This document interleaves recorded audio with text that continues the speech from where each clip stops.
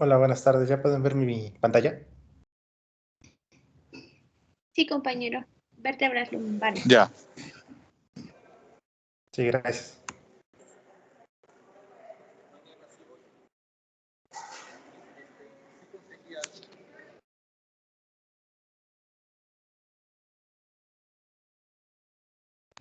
Bueno, hola, buenas tardes, compañeros. Pues a mí me toca la exposición sobre vértebras lumbares. Como anteriormente ya me hemos visto, ya habían explicado un poco sobre la composición de la parte de la columna vertebral. Entonces, bueno, aquí vamos con esta parte. Eh, Listo. Pues básicamente las características de las particulares de las vértebras lumbares es que son cinco cuerpos vertebrales. Se diferencian de las cervicales y torácicas porque estas son un poquito más, bueno, son mucho más grandes en cuestión de tamaño, y son vértebras que se consideran sólidas y móviles al mismo tiempo. ¿Por qué Dentro de, consideras que son más grandes que las cervicales y que las torácicas? bueno, no sé si tenga que ver dentro de la parte por el soporte, justamente al ser una zona de flexión tanto en, en un punto medio del cuerpo por la parte de sostén, quiero suponer que por esa misma situación. Sí, exacto. Pues son vértebras que cargan mucho más peso que las cervicales o que las torácicas. Entonces, es una característica de las vértebras lumbares. Su cuerpo vertebral es mucho más grande para que pueda soportar el peso del, del cuerpo.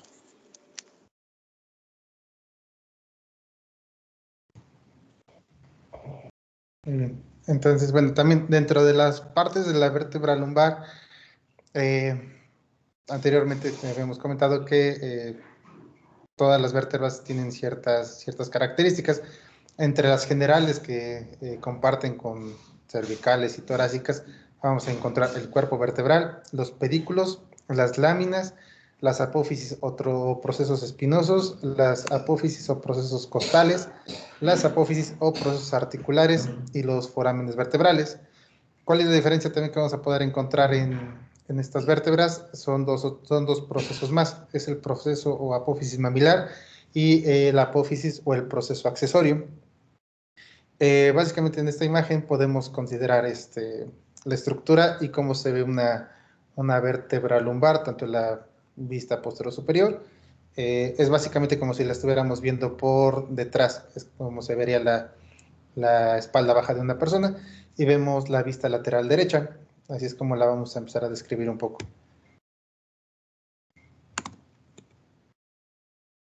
Bueno, empezamos con el cuerpo vertebral. Justamente está localizado en la parte del centro de la vértebra. Es muy voluminoso, digo, como nos comentaba el doctor, es la característica que permite que sea un poquito más fuerte y rígida para sostener todo el peso. Su diámetro transversal es mayor que el antero posterior. Si lo vemos en un corte transversal en la parte de abajo, podemos considerar que es mucho más grande. Después contamos con los pedículos. Los pedículos básicamente son las uniones y es donde son ángulos y es donde también se van a insertar las vértebras tanto superiores como inferiores.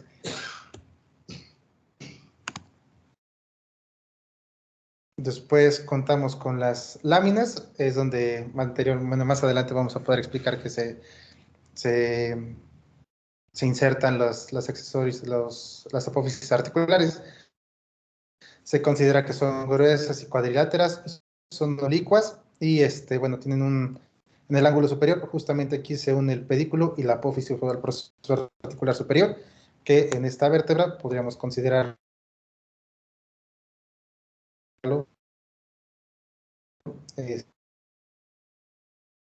los pedículos, y aquí es donde se va a tratar eso. Y en la parte de la apófisis, bueno, se implanta la apófisis articular inferior, que esta parte. De igual manera, se va a unir posteriormente con la vértebra que está continua, o que es la que sigue a la que está superior. Después vamos a contar con el proceso o la apófisis espinosa. Se considera que es cuadrilátera robusta, se dirige en sentido horizontal hacia atrás y sus caras laterales son rugosas o sagitales. Justamente vendríamos considerando la vértebra, es lo que vamos a sentir justamente al palpar la espalda baja, lo que, bueno, básicamente en todas las vértebras con apófisis espinosa es lo que se siente. Entonces, así es como lo vamos a poder identificar. La apófisis o procesos costales son abultadas transversales y se dividen, bueno, se extienden hacia los lados, salen justamente del pedículo y la articulación de la apófisis articular superior, y tienen un pequeño proceso accesorio que más adelante se va a describir como proceso mamilar. De aquí tenemos los procesos articulares. Estos son excavados y son situados por detrás y por encima de la apófisis costal. Se dirigen hacia atrás y bueno, también se dirigen de forma medial. Justamente como les comentaba, aquí es también donde van a tener continuación, o se van a juntar con las vértebras que están superior e inferior. Aquí los podemos determinar. Digo que justamente aquí sobresalen como unas pequeñas puntitas, y el proceso es articular inferior es un poquito más largo y alargado. El foramen vertebral está justamente entre lo que es la apófisis espinosa, las láminas, y coincide justamente con el cuerpo vertebral. En esta zona es donde básicamente va a pasar todo lo que es la médula espinal y todas las ramificaciones tanto nerviosas y vasculatura que va a irrigar a toda la columna vertebral. Tenemos los procesos mamilares, se están situados inmediatamente en la raíz de la apófisis articular superior, justamente en este espacio. Básicamente se podría identificar cerca de la zona de los pedículos. De ahí tenemos los procesos también accesorios, como les había comentado, justamente en el proceso, en las apófisis transversas van a estar detrás de cada una de las raíces, justamente están aquí, y en la vista lateral se ve por encima de la lámina. De aquí sigue, bueno, continuación de las vértebras lumbares, sigue el sacro. Una de las características es que está ubicada en la parte posterior de la pelvis, entre los huesos ilíacos. Se considera que es aplanado de adelante hacia atrás y es más voluminoso de arriba que abajo. Básicamente tendrá una forma como de un triángulo. Es oblicuo de arriba a abajo y se puede considerar que se pueden distinguir 4 caras, una base y un vértice. Dentro de las partes de la cara anterior, como comentaba, es un poquito más liso, pero se van a poder diferenciar las líneas transversales del sacro, los forámenes sacros anteriores, el borde superior y anterior o promontorio, y los bordes laterales. Las líneas transversales son básicamente la unión de las últimas 5 vértebras sacras. Se dice que son los vestigios de vértebras que generaron una unión en esa zona. A cada lado de las líneas transversas del sacro vamos a encontrar los forámenes sacros, que de igual manera, como los forámenes vertebrales, van a permitir la ramificación y el paso tanto de inervaciones como vasculaturas. El promontorio se considera que es convexo en su parte media y corresponde al cuerpo de la primera vértebra sacra. A ambos lados es convexo, romo, y corresponde al borde de las alas del sacro. Las alas del sacro justamente son estas. Aquí es donde se unen.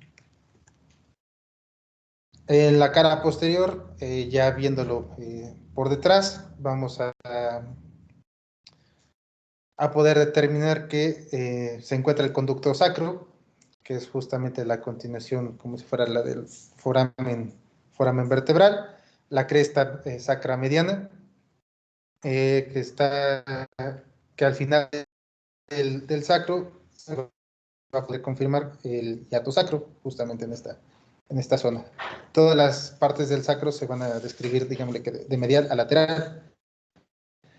Después sigue la cresta sacra, que encuentra más lateral justamente de la cresta sacra central, y resulta de la unión de las apófisis o los procesos transversos, por lo que vendría siendo los vestigios de esas vértebras. Vamos a encontrar también las astas del sacro y las astas del coxis.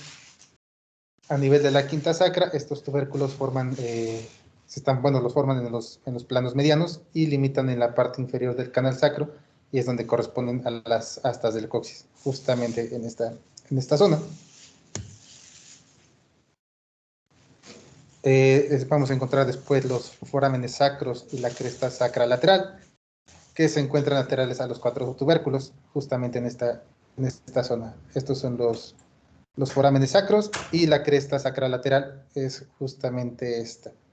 Es como se comentaba también, es parte de los procesos que serían la soldadura de las apófisis transversas.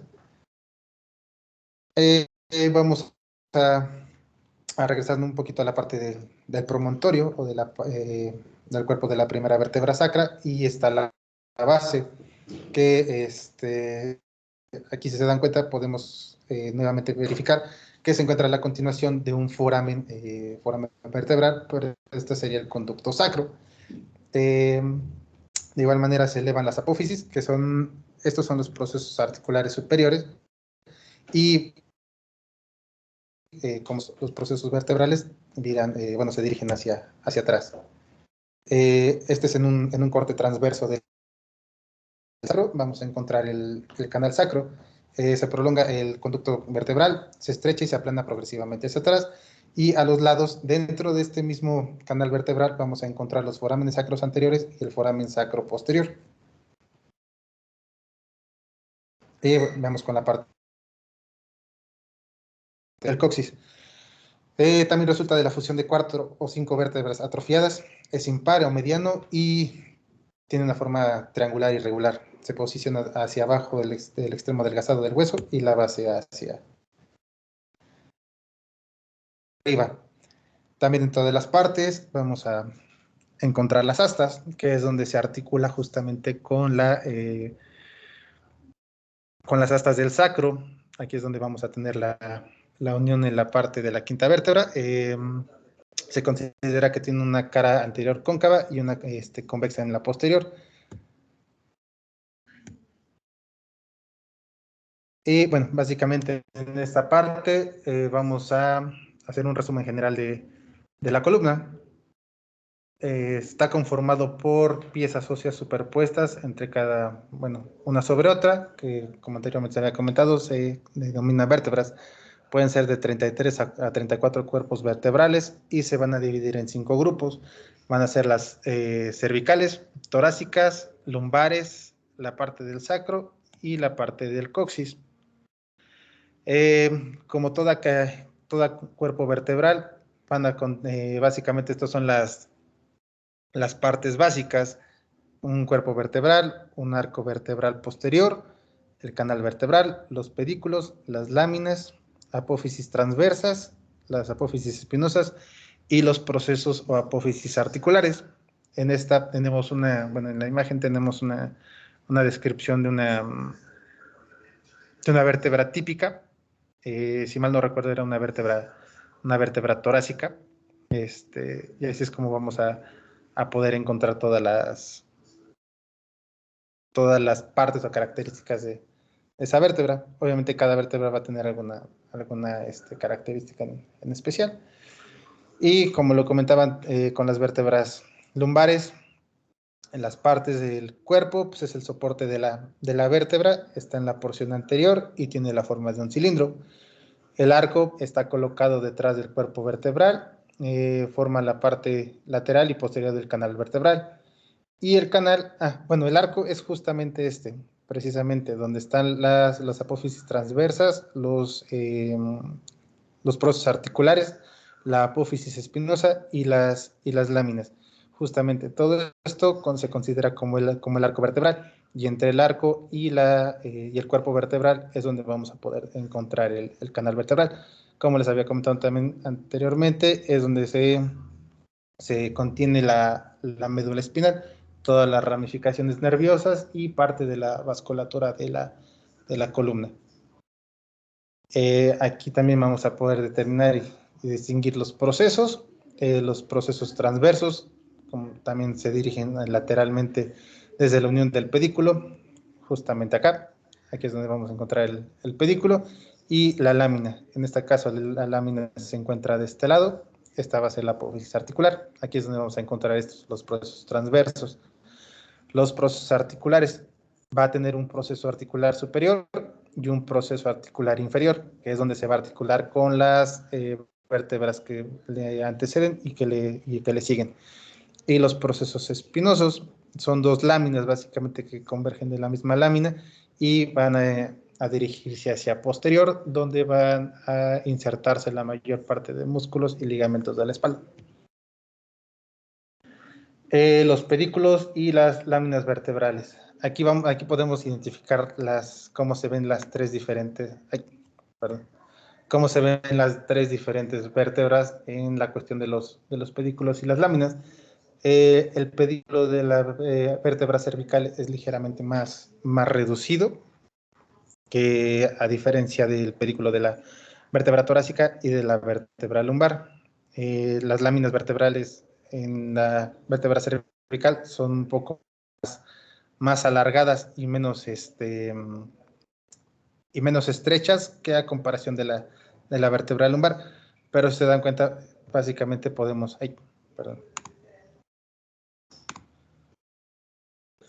considerar en esta imagen la composición de las vértebras y podemos identificar que cada una es diferente, pero cuentan con características bases similares. Y listo.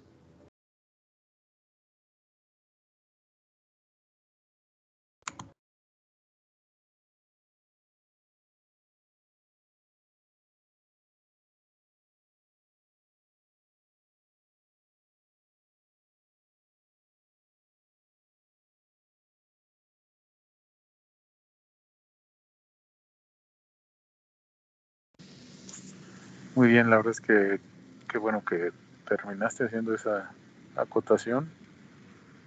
Muy buena clase, Pablo. Muy bien, ¿quién sigue?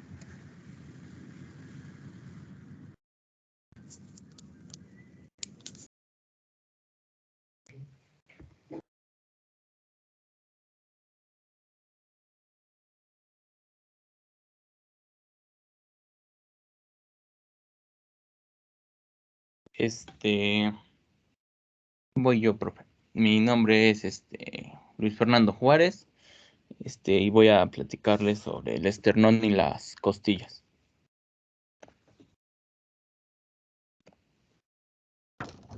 El esternón es un hueso plano relativamente grueso. Está constituido por dos láminas delgadas de hueso compacto que cierran una capa de hueso esponjoso.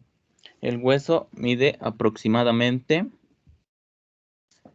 del manubrio al apéndice sifoides. Tiene una longitud de 15 a 20 centímetros en un adulto. En cuanto a su espesor, disminuye de forma gradual de arriba, que es el manubrio hacia abajo. Y está constituido por tres segmentos. El segmento superior, que recibe el nombre de manubrio, el medio, que es el cuerpo, el inferior, que forma el extremo en punta denominado apéndice sifoides. El manubrio es la parte más superior, que tiene forma.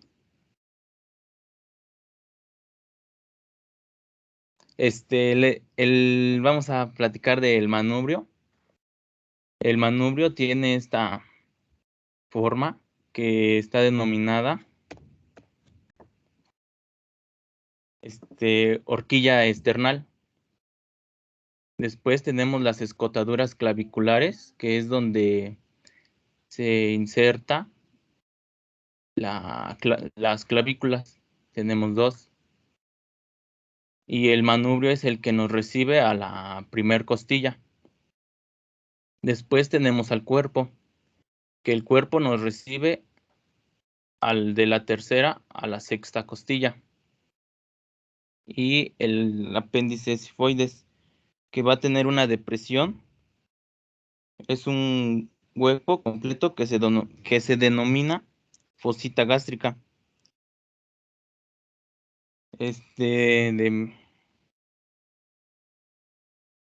De manera que el esternón tiene 3 partes, se tiene que articular entre sí a través de 2 articulaciones.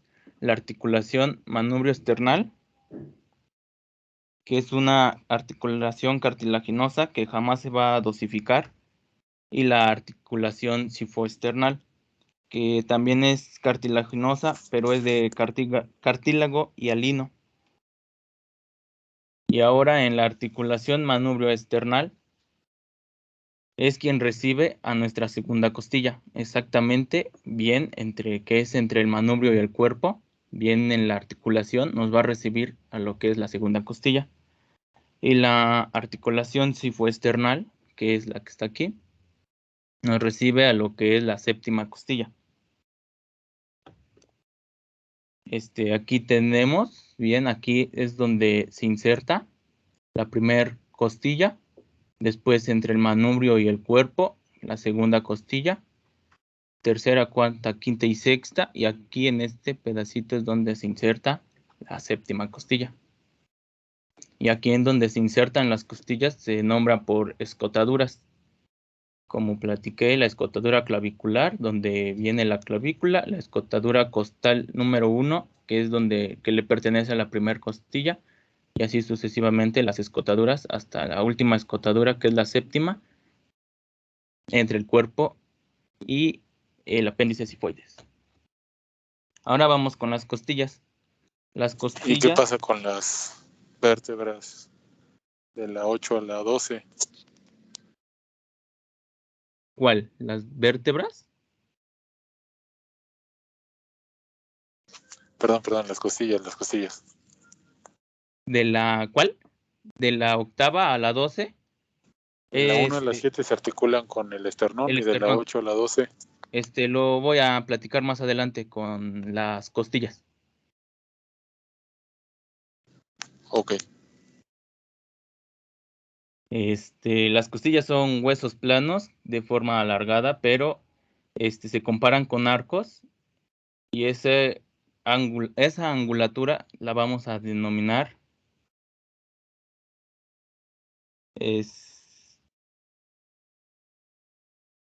que tiene una oblicuidad hacia adentro.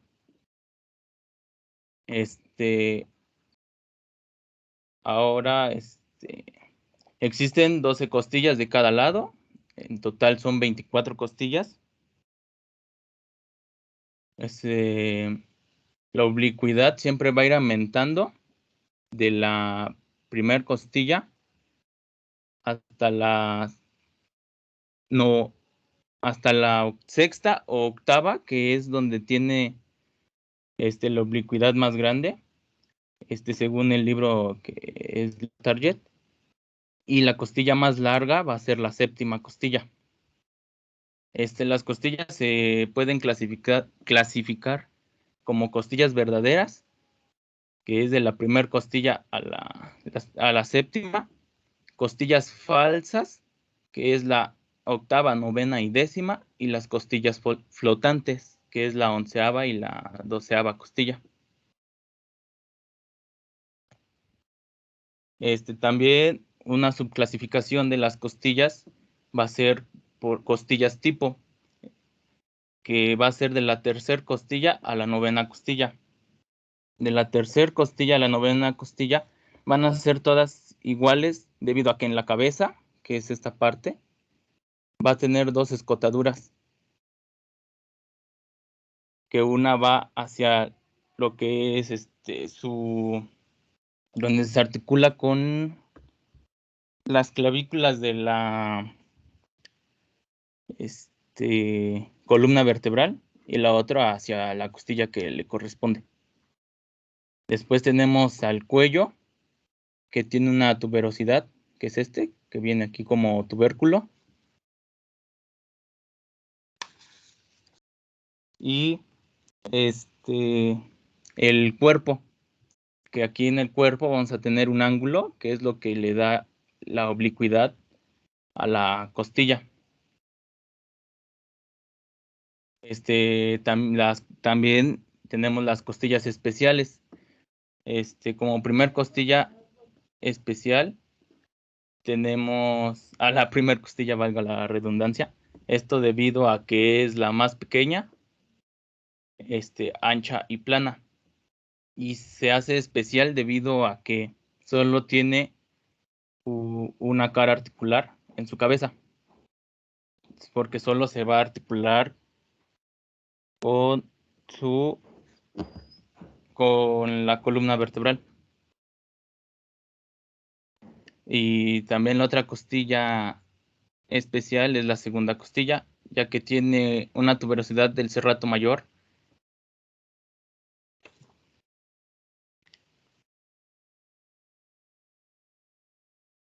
Y la costilla 11ª y 12ª también son especiales debido a que también solo tienen una carilla articular en la cabeza, que es esto, y sus tubérculos y su canal costal son inexistentes, como podemos ver aquí en la imagen. Si las comparamos con las costillas tipo, que es de la 3ª a la 9ª costilla, nos damos cuenta que aquí existe como una deformidad en la costilla, que es el tubérculo.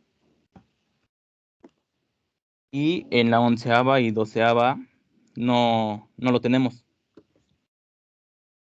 Y para terminar, pues de los cartílagos costales, que son los que prolongan las 10 primeras costillas hasta el esternón. Los primeros 7 cartílagos son diferentes entre sí, debido a que el 8º y el 9º se unen al 7º para formar el cartílago costal, como lo podemos ver aquí. De la primera costilla a la 7ª se van a articular, tienen una articulación directa con el esternón, que es y de la 8ª, 9ª y 10ª, estas se articulan indirectamente con el esternón, ya que llegan al cartílago de la 7ª costilla y de aquí ya articulan con el esternón. Así que se dice que la 8ª, 9ª y 10ª articulan indirectamente con el esternón. Y la 11ª y 12ª son flotantes debido a que no tienen ninguna articulación con el esternón. Y eso es todo, profe. Muy bien. Perfecto. Vamos a dejar aquí la clase y nos veríamos el día lunes, jóvenes, por favor. Y voy a ir checando para hacer preguntas y ya ir preparando un examen. También para que vayan estudiando las diapositivas, y les pido de favor que si tienen dudas las vayan escribiendo. Ok, muchas gracias. Nos vemos el lunes. Gracias, profesor. Gracias. Gracias, profe. Hasta luego. No dice nada.